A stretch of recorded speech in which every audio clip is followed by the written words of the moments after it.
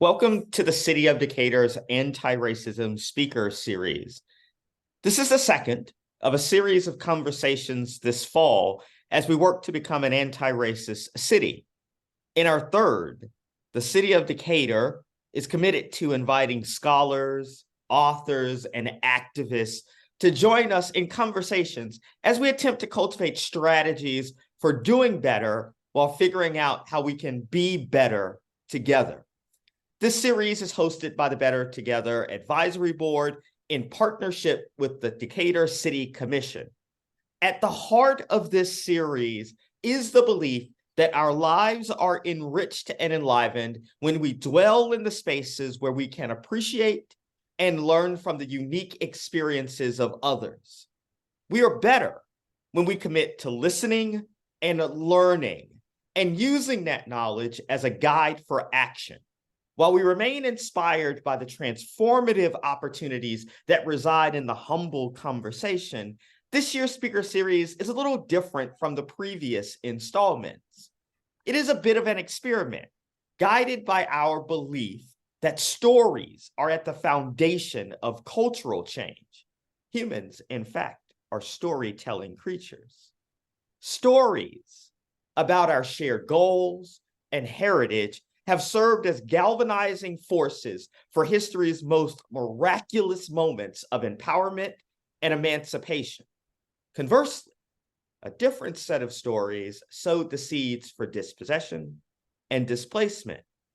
This year's anti-racism speaker series is interested in the hidden stories of struggle, strain, and success that are buried in the annals of racial history.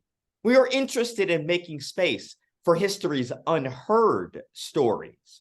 We have a couple of logistical announcements before shifting to the heart of the program. First, we hope that you will submit questions through the question and answer box at the bottom of the screen if you're on a laptop, and at the top of the screen if you're on a mobile device. Second, we have turned off the feature that allows us to capture and share your images. You should only see the participants during this webinar. Third, you'll receive a very short, about a 2-minute long anonymous survey after the program, and it will help us figure out how to improve this event in the future. I am really excited about this evening's engagement. I get to talk to some of my neighbors over at Agnes Scott College this evening. One of our presenters is Dr. Yves-Rose Porcena, Agnes Scott's Vice President for Equity and Inclusion and a fellow Better Together Advisory Board member. The other is Dr. Robin Morris, Chair of the History Department at Agnes Scott. She is doing some amazing work leading the college's effort to critically interrogate and decolonize its curriculum. Both are playing significant roles in the college's Transform Future project, an Agnes Scott initiative that was supported by the Mellon Foundation. Its goal really is to bring together students, faculty, and at times members of the broader Decatur community to undertake historical preservation efforts, to redevelop the curriculum, and to engage in community building projects. In talking about this initiative, Dr. Porcena previously stated, people call this school predominantly white, but there are always Black folks on this campus working in the cafeteria and cleaning the dorms. We want to find their stories. We want to find descendants who can tell us about their contributions, and we want our students to learn about it. That is one of the ways to think about decolonizing the curriculum. I so look forward to hearing more about the efforts to find and elevate the stories of Black folks who worked in the cafeterias, cleaned the dorms, managed the facilities, and helped to turn Agnes Scott into the amazing institution of higher education that it is today. I'm excited that you have decided to share your brilliance with us this evening, and we have honored that you have decided to digitally hang out with us. My first question to you, Dr. Porcena, please tell us a little bit more about the origins of this amazing project. Sure. Thank you so much, Ed. And what a pleasure to be your neighbor and to be able to have this conversation with you. I appreciate all that you do. So, there are a couple of stories out there about the early people of color who work on or work at Agnes Scott College. Most of these stories can be credited to the work that Laura Wilson from DecaturHistory.com has been collecting. They are not my story to tell, but I want to repeat a couple of facts out of these stories that really created the impetus for our project. One is about the dedication of Main Hall in 1890. So Main Hall is the original building on Agnes Scott College campus. It is said that the granddaughter of George Washington Scott, who was the founder and original benefactor of the college, was to place the cornerstone for the building during the dedication. But because she was not well, she was held up by, I quote, the black hands of her family's chauffeur, Oscar White. And to just give you a visual, here's a picture of Oscar White in our that is in the article that I'm talking about, right? So that's one. Then there is a story of Samuel Albert Harper, born sometime between 1871 and 1873. He was trained in brick, masonry, and carpentry. And it says that he was part of the crew. If you could move to Samuel Harper, please. It is said here's a picture of him. He was part of the crew working on the tower in Main Hall, our first building, our original building, right? Then we have stories about Mrs. Thompson Carey, born sometime between the 1860s and 1870s. We know she worked as a maid for Agnes Scott for over 30 years. Articles about her say she, quote, provided comfort, security, and structure for the countless young women that call Main Hall home, and they loved her, end quote. Now, the college archivist, if he was online listening to this now, will cringe when I'm telling these stories because he cannot verify every detail about them in the college archives. And that is exactly the point, Ed. It is that why some of these stories were not recorded before we started thinking about it and before we saw the articles on DecaturHistory.com. Why did communities and colleges feel the need to erase those contributions in their history book? Don't look at me for an answer. I don't have the answer. But our project at Agnes is to create a digital timeline of these important markers and figures and people of color in our college's history, and also to ensure that we are documenting the invisible contribution of today's workers on our campus. So I partnered with the best historian on our campus, Dr. Robin Morris, to just help me dig into this project. So that's where the story, the project came from. So Dr. Morris, I'm curious about the sort of why, as a historian, why the focus on these particular stories? Some people would say there are so many other spectacular moments in the history of the institution you work for, and even in the country. Why the humble story of the shoe shiner, the cleaner? Why focus there? Yeah. Well, that's a great question, and I want to echo Yves-Rose and say that I'm very excited to be here and just contradict her a little bit and say that all the historians on our campus are great. So please send your children here to be history majors. They will not have a bad history class. So in answer to that question, I think so often we focus on the spectacular moments because they are exciting and because we get to be the hero, right? We can feel good about those moments. But I think it's important to focus on these everyday interactions and those meaningful moments that we all have. So in doing this, we're not just telling the story of the past, but we're also hoping that this helps students and faculty and staff all recognize the stories that are happening daily on our campus. So we have, graduated Emmy, or let's see, we have so many Grammy winners and all women who've gone into all sorts of work. MacArthur geniuses, got to put that out there. And they have all been supported by so many of the stories that we're telling. So Agnes Scott would not be the great institution it is today without the stories of the Samuel Harpers or the John Flints or so many of the others whose names we're just beginning to learn. So, don't take anyone's labor for granted. Every single person in your life, every single person in your day has had a story and has had some influence on your life. A lot of times that's making your life easier. Yeah, I've mentioned to you previously that I am personally interested in the work that you're doing. So I was raised by my grandmother, and my grandmother worked in a cafeteria, occasionally took on side jobs cleaning other people's homes while raising her children and then raising her grandchildren. Yeah. And a lot of times we tend to not acknowledge the tremendous power that shows up within people, and we connect them to a set of actions. I'm curious, what are some of the things and ways in which you have seen the kinds of folks whose stories we haven't heard and that you are discovering that they have impacted the campus? Yeah.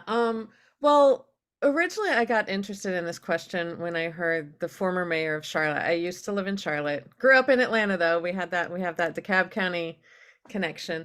And he talked about when he was the first African American student at Clemson, the how hard it was going to class or living in the dorm where he was the only one.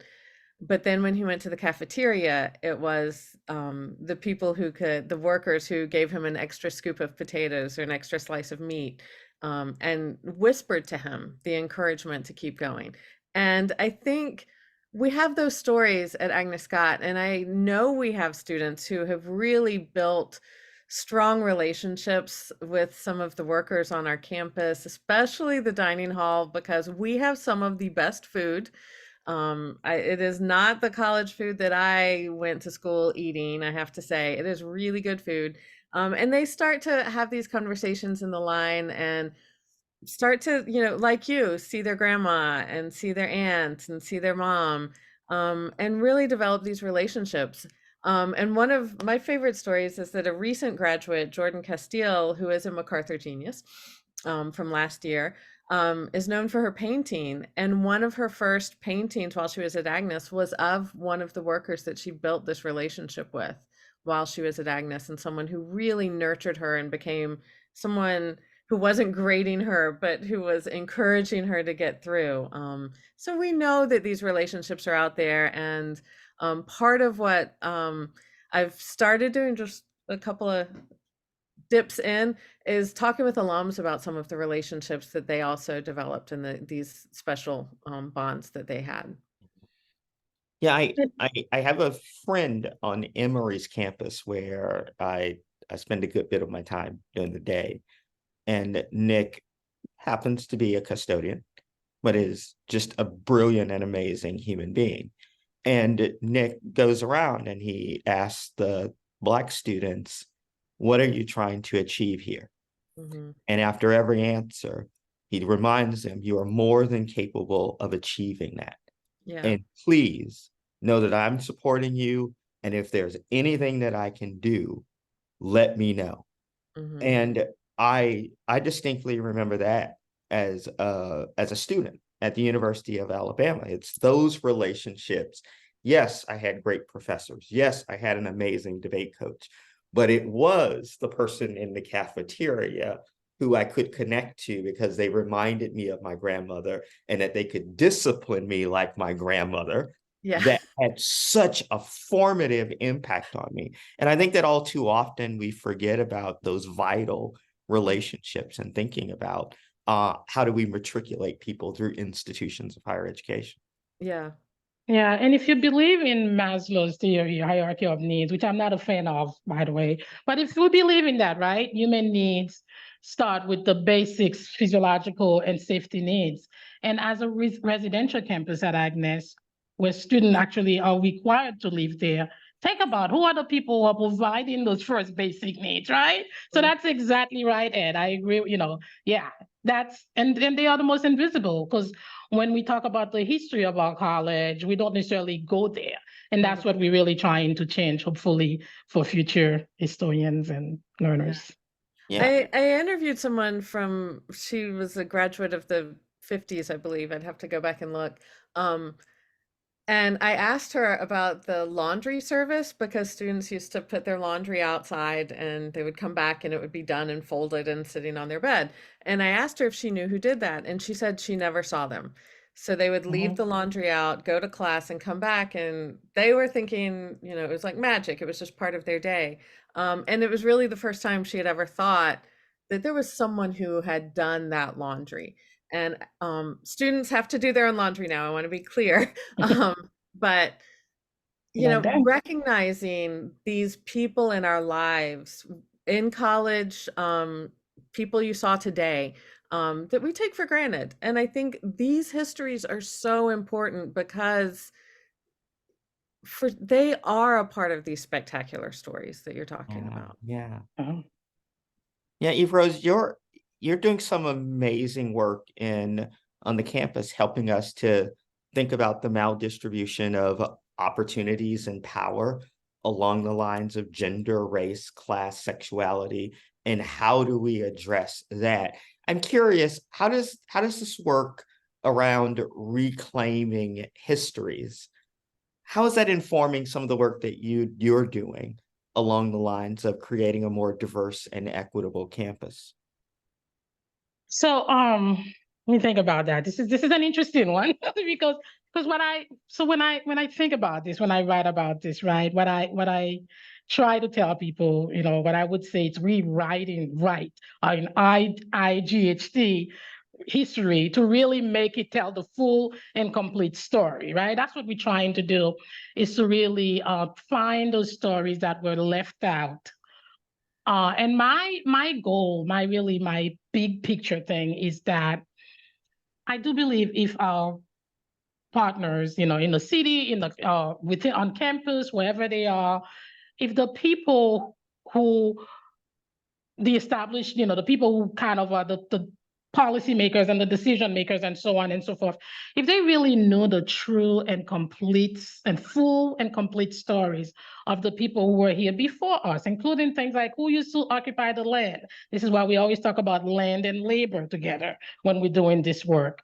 We know, but we're reminding people who also built the college, both in terms of, well, not for us, but many college campuses were built in slave labor, because we were built way later than that. But nevertheless, they were forced, I'm sure there was forced or exploited labor. People didn't get paid their rightly dues, and we'll see what we find out about that. But what I'm getting at is that if we as a society today, as the City of Decatur, as Agnes Scott College campus, had the full and complete stories, wouldn't we be more sympathetic and more understanding and have more empathy and and really believe those folks who are people of color really belong here, because they've always been here. It's not new. So the hope for me. So it's I guess, yeah, we could call it reclaiming history, but it's really rewriting it the right way with the full and complete story. So we can we can create a greater sense of belonging, right? We can, oh, this person is not a stranger after all. Their skin color may be different, but the college just wasn't always white, as we talked about in the beginning, that they've always been here, they've always been contributing, they've always been building and carrying the college on their backs, literally. And so that's kind of that's my, I don't know, my personal objective goals. Hope that addressed it. Yeah. Yeah, Robin, you're one of those who you're actively involved in rewriting history. And part of your labor is the production of new understandings of history and the way in which we see that. I'm curious if you see your work as tied to a notion of creating a greater sense of belonging on the campus, or the work involved with this particular project. Yeah, I think it is. I haven't really framed it this way, so it's been really fun having these conversations. Right now I'm still in the researching and figuring out what was happening and constantly surprised. Um, but yeah, I think it is telling the story that we've always been a complex campus. We've always had many voices. Um, And we have privileged some voices above others in telling the story and in access to the resources of the university. We can't erase the privilege that from the past, but I think acknowledging that, I think thinking about where we are and how this can inform us moving forward is so important. Yeah. I've got so much going on in my head that hasn't formed complete sentences yet, but yeah, this is really, I like the way you framed that. I want to zoom out, and we'll definitely zoom back into the campus. But I'm starting to think about the work that you're doing in relationship to some of the larger social and political dynamics. And I'm thinking about our state next door, the city of Florida, the state of Florida, where there seems to be a desire to sanitize history in such a way that the majority can be comfortable in whatever classes they show up in, because they are not held responsible or accountable or connected to anything that untoward happened in the nation's past.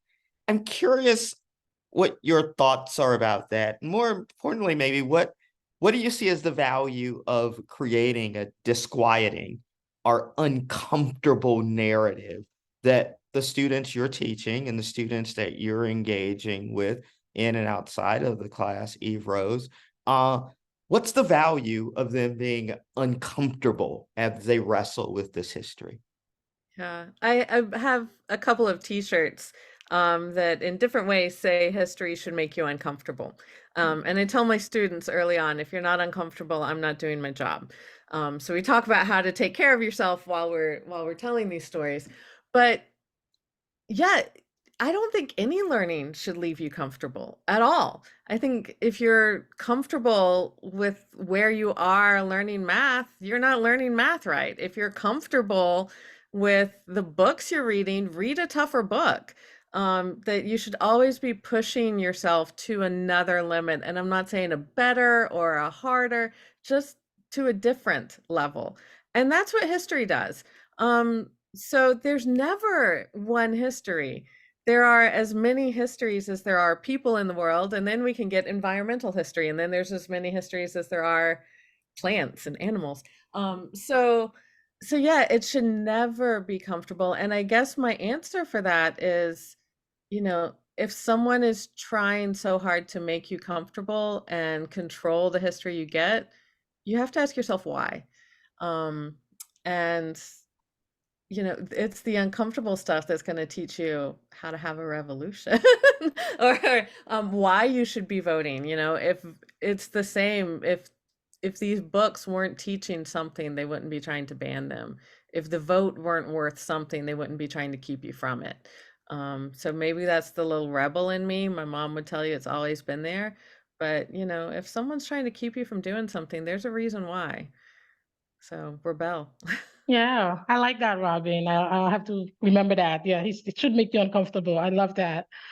I would also add, I think humans in general would rather have the TV and the romanticized version of history in which, there is a villain, we defeat them, and there's the good heroes, and we celebrate them. It feels good to teach that kind of history, be it American history or any country's history, but especially here in this country, where we've been told, right, people who pull themselves by their bootstraps succeed rather than face the truth of stealing and exploitation, and why some people, some communities may not be as privileged. And so we avoid that history, right? We try to avoid that uncomfortable part of our history, and we fail to provide I would say, the details or historical context people need to make sense of why, for example, poverty is still prevalent in some neighborhoods. We don't teach that history. And so as a result, Ed, we raise children who become adults and continue to make bad public policy like we see in Florida and maybe even around here, right? We see these policies that being, to me, that I see out there. It's because we haven't really done a great job of teaching the full history, and so we raise people thinking, and not just the full but the uncomfortable history, which is what you ask about. When I think about, we choose slavery ended, but what we choose to ignore a lot of time, people who are making those policies will tell us slavery ended long time ago, but they fail to mention that how white Southerners terrorized and exploited Blacks through sharecropping or requirements for voting or for literacy tests or Jim Crow. And so I think, like, no one wants to tell that uncomfortable history because it makes us look bad. I'm remembering now, there was an article I read a couple of years ago. Hamilton, the show is, it's a great show. And they were asking the producer why, they were like, why there was not a true real representation of history because there's no mention of slavery in there. No, and he talked about how, I think I'm not going to remember the right answer, but he said something to the effect that it's more comfortable to really, these are the people Hamilton are people, are heroes in his life, or people he really admire. And it's more comfortable just ignoring that bad side of what these folks do versus just like facing it true. So he said that's why he just didn't address the topic at all in the show. He just rather remembered them as these great people who did great things. So that, to me, that's a human factor, right? Is that we want to like erase, if we have heroes from the past or sheroes from the past, we want to erase the bad thing they've done and just really focus on all the great thing, because that's what makes a good story. I probably didn't do a good job explaining that. But If I yeah. can I add one more thing to it, that the history might make somebody uncomfortable, but it may also let someone else see themselves. So when I've been teaching, I've had students, when I taught about Puerto Rico, I had a Puerto Rican student tell me it was the first time anyone had ever mentioned Puerto Rico in any of her classes. When I've talked about the history of crime and punishment, I've had students tell me that that they could see how a family member who is involved in our criminal justice system in America, they saw their family in history. So just because it makes you uncomfortable, it might be letting someone else see themselves in the American story, or in our case, in the Agnes story. And I think that's really important. I noticed you used the word that in Florida they're banning the histories that make the majority uncomfortable. And I think that's why, because it is the majority and it's the majority they want to keep. And if we make the minority comfortable, then there's the threat to the power. I sound like a conspiracy theorist tonight, but No, I'm both of you are reminding me, particularly when Yves-Rose was speaking, you had me thinking about Joseph Campbell's sort of myth of the hero and the way in which we tell stories that extract the negative parts that we don't want to see in ourselves. So there's sort of a natural impulse in the way in which we use history as a way of speaking to the kinds of human beings we want to be. And I was also reminded of James P. Lowen, who was a history teacher. Lies My Teacher told me, where he talked about real sort of the socialization project that history is, that we teach about heroes and people we want to identify. There's a reason why Woodrow Wilson had a particular narrative in most history textbooks that's very different from what we saw a rise of protest in 2020 around the names of buildings of who he is. I don't want to digress too far into that, but you also got me thinking, I'm curious, what about this project that you're working on makes you uncomfortable? I will start a little bit. So one thing about our project to know, so it's the grant from Mellon is a 3-year grant project. So we just started, we're on year 1. This year, the first year, we had decided to partner with the City of Decatur to start collecting city stories. Because as you know, the 200th anniversary is coming, we wanted to start that out of the way. What we are just starting the second year is to focus back on Agnes, to really find out, starting to get there. So we are kind of in the middle of it, and Robin can talk a little bit more about maybe something she's discovering. But I say that to be going to be completely frank here. We don't know what we're going to discover, right? We don't know yet what's going to come out, right? Will we when we look at the names of building, why people are named after, what are we going to find out? Just a lot we don't know. So I think uncomfortable, maybe not, but worried like, yeah, what are we going to find out? We don't know what we're going to find out, but not only we want to, but we have a president and a leadership team and a board of trustees that support this and say, we're going to do this. We're going to do this, even if it's uncomfortable, even if we find, but we'll know what we need to know. So I'm really proud of being there and being able to have the kind of go ahead and find out kind of. And that's what we have Robin going into the archives. So what do you got, Robin? Yeah. So far I've looked through all of the president's papers, every single box, every single piece of paper, which has been really interesting, sometimes a little boring, but also fascinating. And I think some of the hardest stuff I found has actually been in yearbooks. You're never prepared for turning the page and seeing the blackface.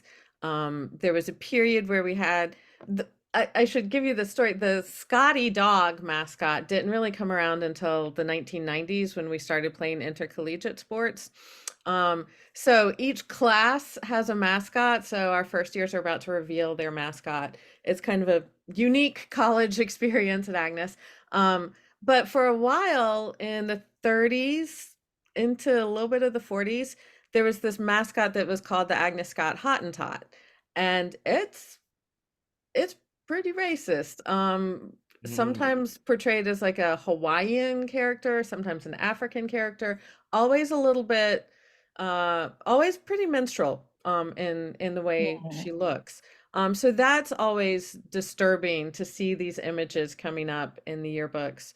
One thing that's really challenged me is seeing sometimes the college is doing what was progressive at the time and recognize and trying to grapple with, okay, these are the good white moderates that Martin Luther King wrote about in the letter from Birmingham jail, talking about the commitment to peace more than justice. And that's what I'm seeing a lot of in what the college was doing. Examples like something like 98% of the faculty after Brown v. Board, when states and counties were closing down their public school system, 98% of the Agnes Scott faculty signed a petition to keep the schools open. Well, that's making a statement that they believe in public schools. It was brave at the time, but was it really enough? So I think there's some of those challenges, but then it makes me look back at myself of what am I doing? What am I being comfortable with? So it's also challenging me personally in a lot of ways as well. Yeah, I'm there's so much there. First, I'm interested in just a little clarification for my own purposes. You said turning the page and seeing blackface. I'm assuming it was not blackface. Oh, minstrelsy. Blackface, but okay. Yes. Thank you for that clarification. Yeah. That's what I thought, but I wanted to make that was just a reference of how few Black folks were on the campus, or it sort of varies with each yearbook editor. Sometimes you get names of the African American workers. Sometimes you don't. Most years you don't. Yeah. And the interplay of race and gender with the Hottentot on an all women's campus is really intriguing. Yeah. Yeah. I should have been as prepared as Yves-Rose. I should have brought you some of these images of her. They called her Aggie Hottentot. Um, and yeah, she's usually presented as a child. It's not the Venus Hottentot statue. Mhm. Mm. She's usually presented as a child, kind of. And this is also at the time when there's a big push for missionaries. So we see a lot of, especially Southern women, going to Asia, going to Africa as missionaries. So I think she's also coming out of that, but definitely that idea of the Rudyard Kipling white man's burden, little brown sister in this case, instead of little brown brother. But very colonial and yeah. Yeah, I'm deeply appreciative of your reference to King's critique of liberalism. We that's also one of our historic figures that we have sanitized. We've sort of extracted his sort of Marxist inclinations in order to sort of come one, come all, and use it as sort of a conservative meritocracy justification. But you're right. He was sort of offered a major and scathing criticism of white folks who said, go slow, Mhm. take your time. We can't move too quickly. I am curious, how do you work to make sure that the efforts that you are engaged in are part of a project that's going slow, that's taking your time, that is used as an effort to say, look at all of this work we've done to reclaim or to rewrite this history. We don't need to equalize the pay on the campus. How is this work dovetailing with some of that work to really deal with some of the material conditions that exist amongst all service workers? Yeah.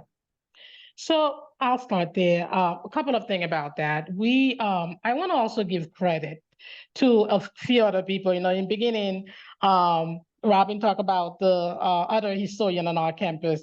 You know, we have classes by other professors who have looked at this in the past. So I don't want it to sound like this is the first time we're looking at this, because I'm using a lot of materials that these classes have done. Professor Mann's class, you know, Mary Ken's class. We have classes who kind of take on these tasks of finding the past.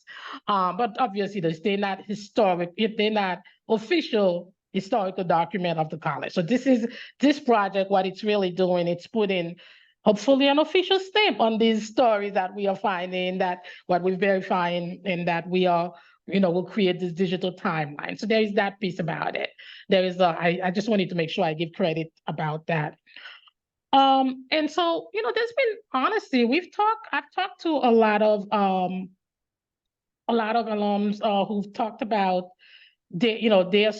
their time on campus and how they might think to contribute. So, for example, in the beginning, I talk about Miss Carey, who was loved on campus, and then there is for example, scholarship established in her name that is endowed, that is given out. So there's been efforts over the years. We're trying to do something a little bit more official. So I think, you know, I actually don't know exactly how to answer the question about equalized pay, because what we've done, though, we've got at it a different way. For maybe the last, I would say, I may get the years a little wrong, but at least the 8 years that I've looked at, the college was always committed to what we call living wage. You know, the Board of Trustees, passed a resolution. I'm not going to remember the year now. I apologize for that. Saying anybody who work on our campus, regardless of what they're doing, would be earning a living wage. This was before living wage was so kind of the thing every progressive organization wanted to do. And this past year, we've just raised that living wage again, because the living wage continue to get higher. And so those are the way we address this commitment on pay issues. So I'm not sure if the right word is, for us, I don't think equalized pay is where I would go. I would say that we are committed as a campus, as a college. If somebody's going to work on our campus, especially people we call in essential workers today, that's a new term we're calling them, and who have been invisible for a long time, that we are going to work to make sure they can earn a living wage to survive and to support their families. So that's kind of what I can say. I can think a little bit more about that, Ed, if you want me to talk more. Is that the way you asking the question about equalized pay, right? Yeah. Well, I think that the question that sort of bubbling up here is really one that I know that you're wrestling with. Is it how do we make sure that this effort impacts the material conditions of those who are working on the campus? And one way of thinking about that is through wages. I'm sure that there are myriad other ways of thinking about how is it that this type of project impacts the way in which folks move on the campus, what voices are heard, where their interests are showing up. Are they operating with a sense of dignity as the way in which they participate? And so I'm curious, and others are curious about some of those sort of, do you see some of those sort of tangible results as a part of, do you hope about some of those tangible results as a part of this effort?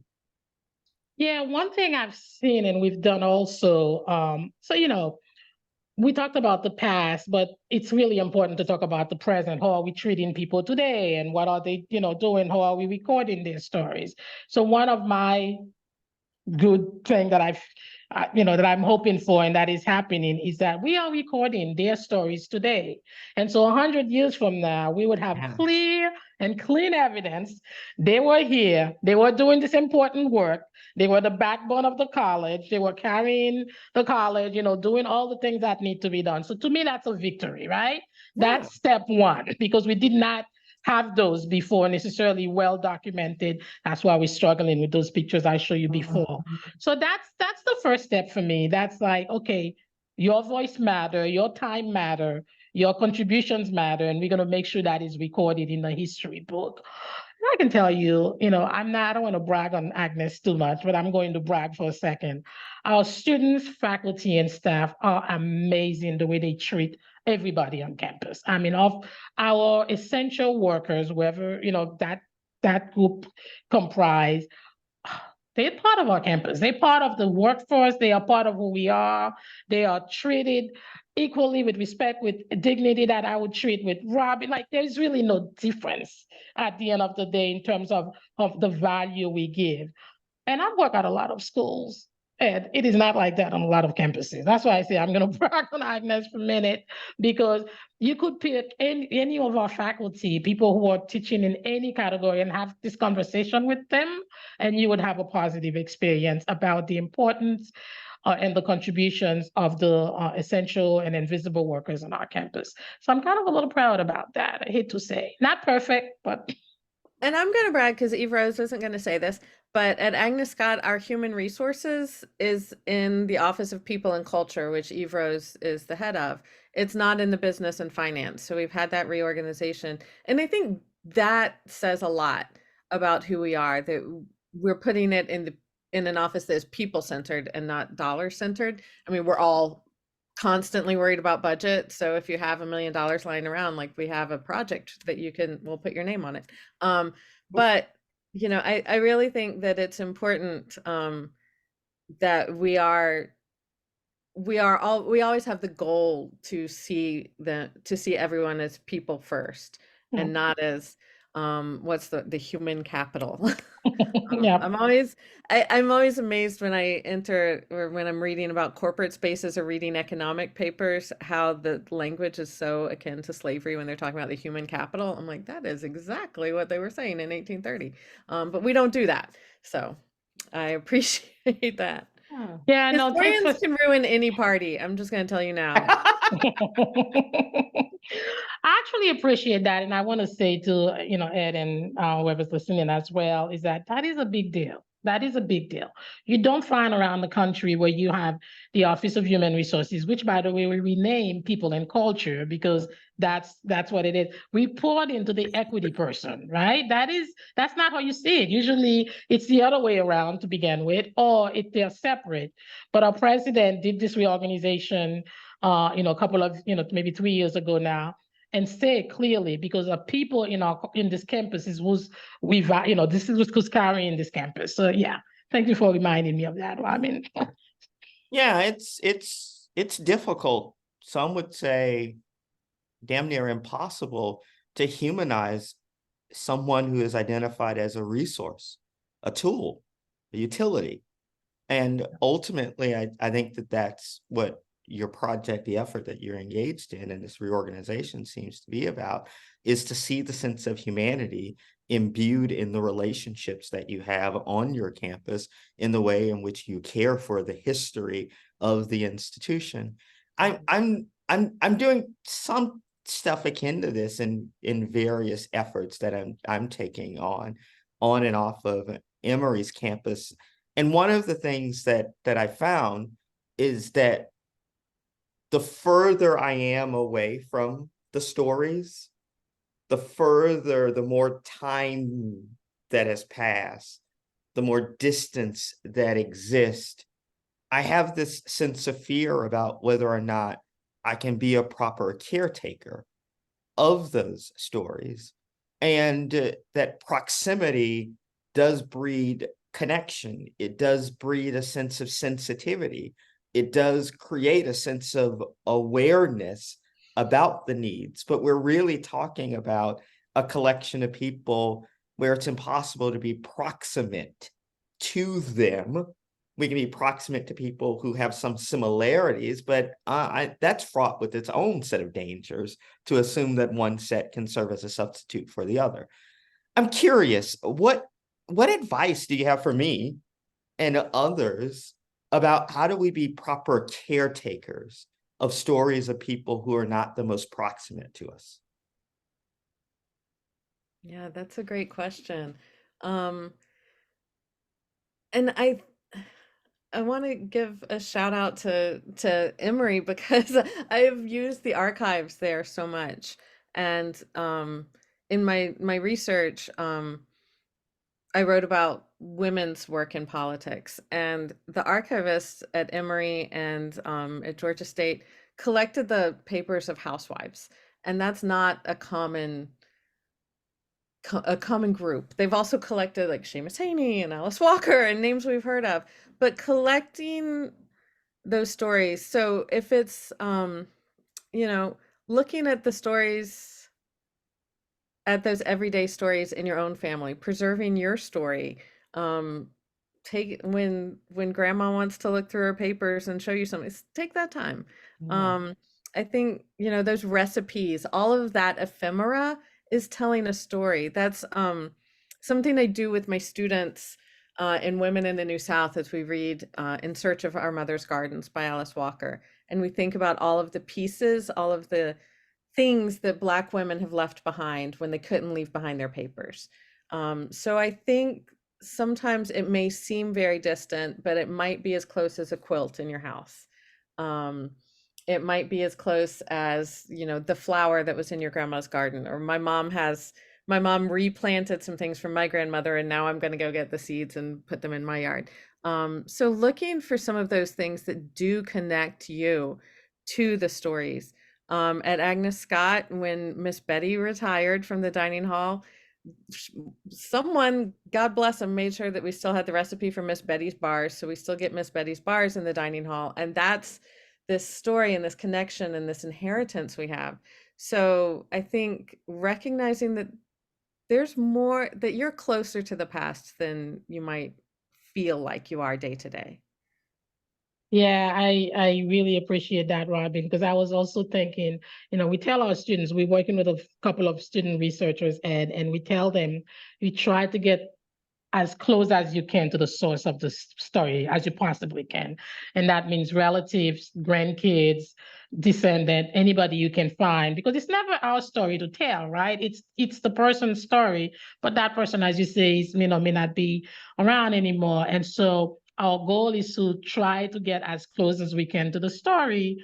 And then also ensuring, when we talk to them, ensuring there is empathy and not exploitation of that story. That goes without saying, but what are you trying to do with that story?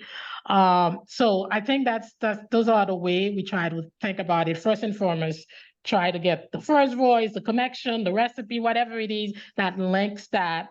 And we take it from there. So it can be better care. And always remembering, it's not our story necessarily to tell, when the reason we are collecting stories of today's workers is exactly because of that. So, we're recording them sometime on video, sometime just the voice, so we can tell the story in their first voices. So that's kind of what we are trying to do, realizing we've missed the opportunity in the past, but we're going to do it right this time. Yeah. Yeah, and sometimes I think my students think I'm a little crazy because I'll say just go to a space and feel the space for a little bit.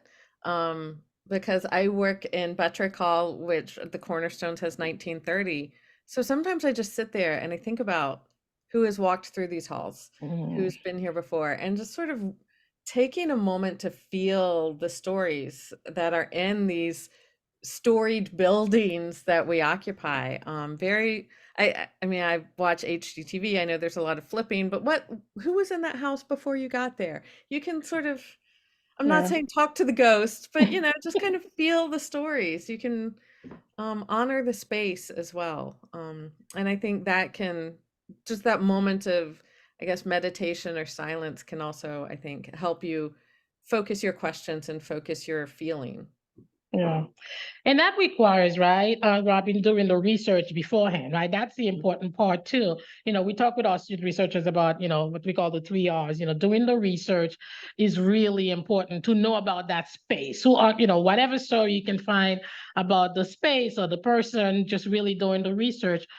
And also when you find a story or you retelling the story, restrain from your own interpretation of that story. A lot of time we hear a story or we discover a story, we want to give it meaning in our own voices. That's a no. That's the way we become a better caretaker, is by not doing that. Really stick with you know, with whatever first voice is you have, and really respecting that this is, really treating the story with a lot of respect. Respect underlines every old history project. That's like where we start and that's where we end.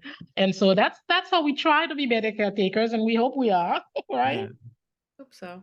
Yeah, Robin, I would say you may not want to talk to the ghosts, but we should definitely listen carefully to Hmm. all of the ghosts Yeah. and listen Yeah. with a strong sense of care and Hmm. fully listen to those stories that are there. And that requires the sense of an appreciation for doing research and respectfully tending to the ways in which difference shows up in all ways Hmm. in those particular spaces. We have a couple of minutes, and I want you to dream a little bit, your final answer to this question. Let's say we're a decade from now, 10 years later, where do you want this work to be? What is the impact that you hope has occurred with I know that your effort is, yeah, I'll leave it there. 10 years from now, what's the impact that you dream about this effort producing? What are the flowers that others are harvesting from the seeds that you have planted? It's I've dreamed about this before, obviously, Ed. Whoa. You're not asking me to come up with a first dream. So for me, it's fairly simple, is that we teach about them in our classes on the college campus, but also in the city of Decatur, right? And like that, I would hope every student in K to 12 is learning about this history so they're not erased, so they get carried on. They're learning about histories of the past and as well about today. I'm not a native Decatur, and I'm sorry, I'm not. But when I got here and I started to learn about Decatur, I'm told of the story of what is now Commerce Street. Part of it used to be Oliver Street, named after, uh, you know, African-American entrepreneur in the early days, and that name is changed to Commerce Street. So when I read that story, I ask myself, how many students in K to 12 in the City School of Decatur know that Commerce Street, part of Commerce Street, used to be Oliver Street? So it does, by the way, Oliver's daughter married Samuel Harper, who we talked about earlier in the beginning of he's a grave of Henry Oliver. So his daughter married Samuel Harper, who we talk about, put the um, work on our building. So there's a lot of connection there. But thank you, Renee. But I asked myself, how many people really know about this story? So my dream is that everybody will know about this story. What's your dream, Robin? Oh wow, that's always strange to ask an academic because we're always going to say, I want to publish an article. But no, I what really inspires me about this project is seeing the students get involved and get active in it. So I've been thinking about Kayla Douglas, who a few years ago, I would have students sort of go find monuments, and she found a Confederate monument that was getting grown over on our campus. And she led a movement for us to remove that. We have another student, Georgia K. White, Yeah. who wrote her senior seminar on labor at Agnes Scott and really got into the story of one of the waiters in the dining hall named John Flint. And she is now working on a project about college labor at Brown University, where she's pursuing her PhD in history. So yay, Scotty history majors. Kayla, by the way, just graduated from NC Central with her law degree. So I have to brag about where they go. But I'm really inspired by what the students are doing. And I hope that they are taking this work that they are doing and these perspectives they are getting for equity into their workplaces, wherever they may be, and creating more equitable workspaces in Decatur, in Atlanta, and all around the globe, wherever they go. And that would be so exciting. And I always tell my students, my dream is to vote for a student one day. So if one of them in 10 years wants to be running for office, I always tell them I can write them a small check. And that would be my dream, to see them continuing this work in whatever profession they enter. And actually, you talk a little bit about this in the beginning, Ed, and I want to restate it again. Part of the goal for this project for us as well is to decolonize our own curriculum. And by that, what I mean by that, it could mean so many things, but for this project is to integrate this story or discover so the students are aware of who was here. So there's that happening as well. And that's one of our dreams, to do all of it. I'm a huge cheerleader and fan of the city of Decatur. I have a nice long list of things I love about Decatur.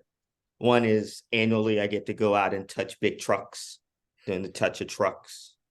I also live in a city that is replacing a monument that was put up by the Daughters of the American Confederacy with one that honors the legacy of John Lewis.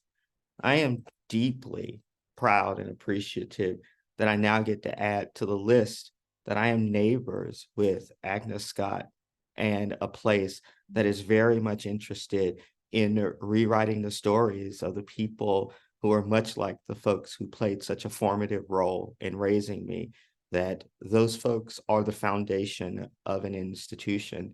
They are really the lifeblood of any organizational structure, and it could not function without the people in the cafeterias, tending to the lawns, cleaning up the rooms. And thank you for the tremendous work that you're doing to both rewrite those histories and elevate those stories. One last thing that I would like to say, Agnes Scott is putting on an amazing conference, and it is an annual event, the Women's Global Leadership Conference. There are just tremendous speakers who are showing up. There's an opportunity tomorrow for you to attend that conference. There's still a little space, and they would love for you to come out and celebrate the tremendous work of women who are serving as global leaders, and all of us who can learn from them in becoming better members and more engaged within our communities and the organizational units that we are a part of. Dr. Morris, Dr. Rose Porcena, Yves-Rose, you all are amazing. I am deeply and truly grateful for all of the work that you're doing and the opportunity to speak with you. Thank you. so much. Pleasure.